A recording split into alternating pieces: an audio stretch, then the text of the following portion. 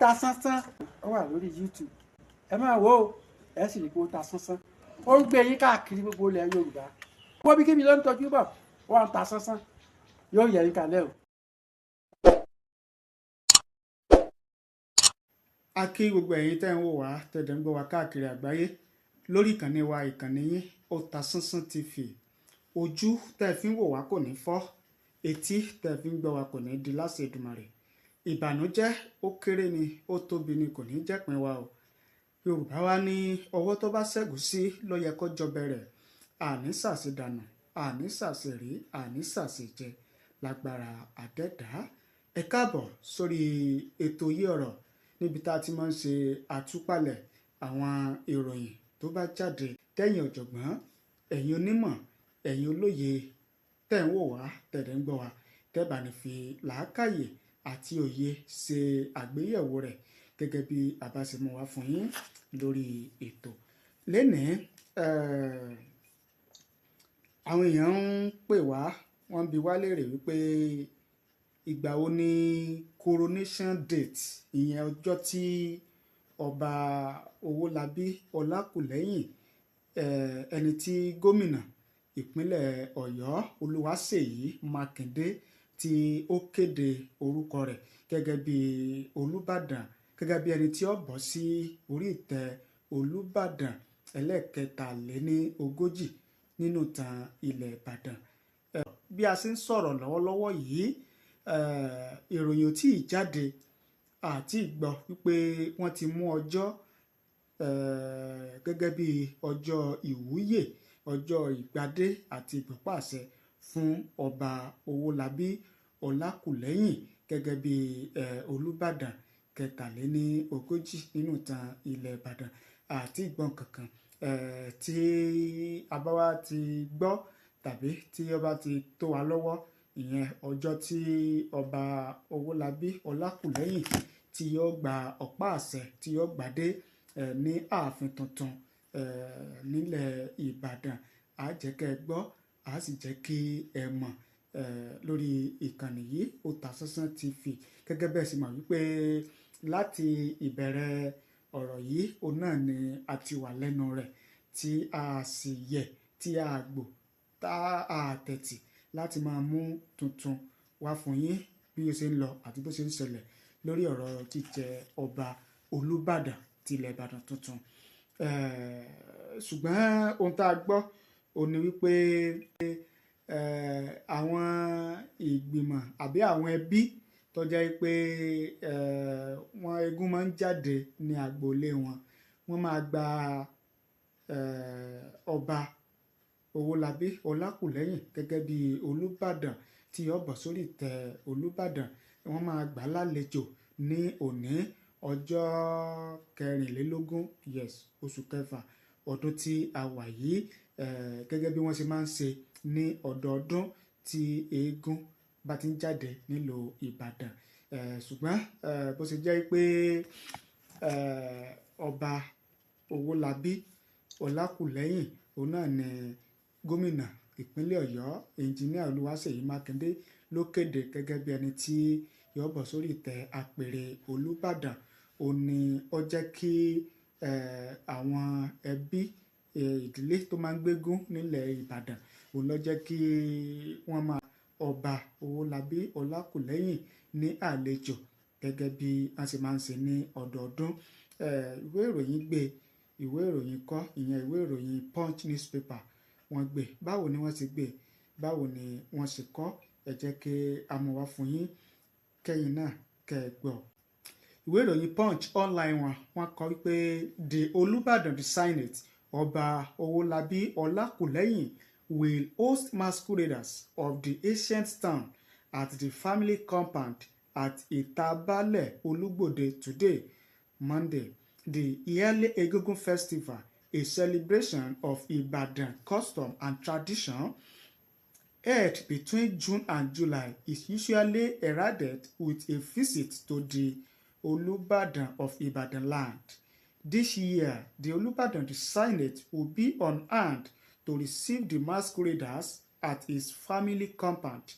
A source at the Itabale family compound said arrangements had been made to welcome the Olubadan to Senate and other Ibadan Obas to celebrate the masqueraders. I quote, "We will give the Olubadan to Senate a rousing welcome. Thank God that Governor Seyi Makinde has approved Oba Olakuleyin as the 43rd Olubadan of Ibadan land. While we await the coronation day, Baba will be here at the family compound to celebrate the Egungun festival with us," a source who preferred anonymity said.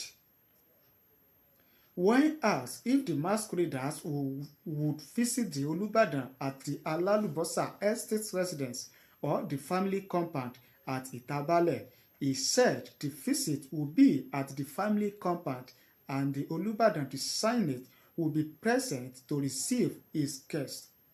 The Olubadan is expected to offer prayers and receiving gifts at the ceremony. Gẹ́gẹ́ bí ìwé ìròyìn Punch bí wọ́n ṣe gbé bí wọ́n ṣe kọ òun náà ni àmúwá fún yín tẹ̀tìrí yẹn. Nínú ìròyìn míì ẹni tí í ṣe olùdásílẹ̀ ìjọ Christ Embassy ìyẹn Christ Oyakilome ó ti sọ̀rọ̀ lẹ́yìn ìjàmbá iná èyí tí ó ṣẹlẹ̀ sí ilé ìjọsìn Christ Embassy ìyẹn tó wà ní Ọ̀rẹ́gùn nílùú Èkó ní ọjọ́ Sunday ọjọ́ 23 oṣù kẹfà ọdún tí a wà yìí nígbà tí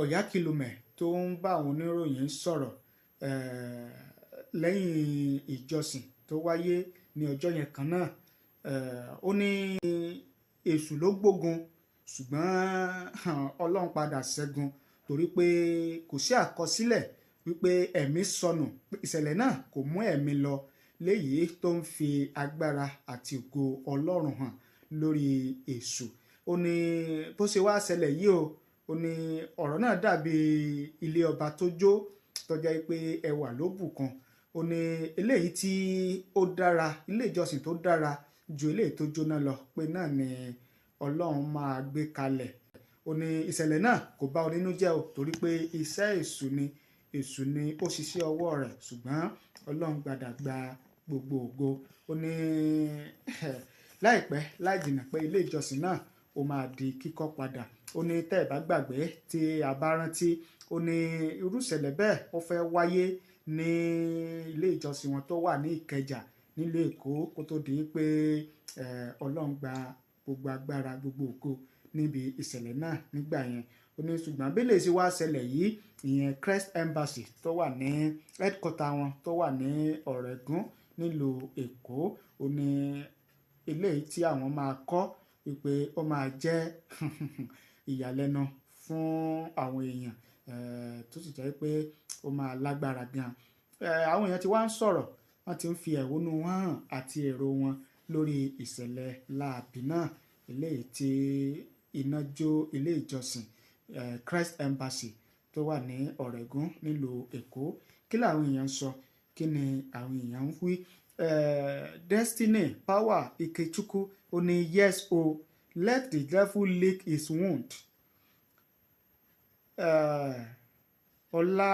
Ọlábọ̀wálé Samuel àwọn ní that tell you he is a positive thinker. Only a faith-filled man can say this. He practices what he preaches. Okay.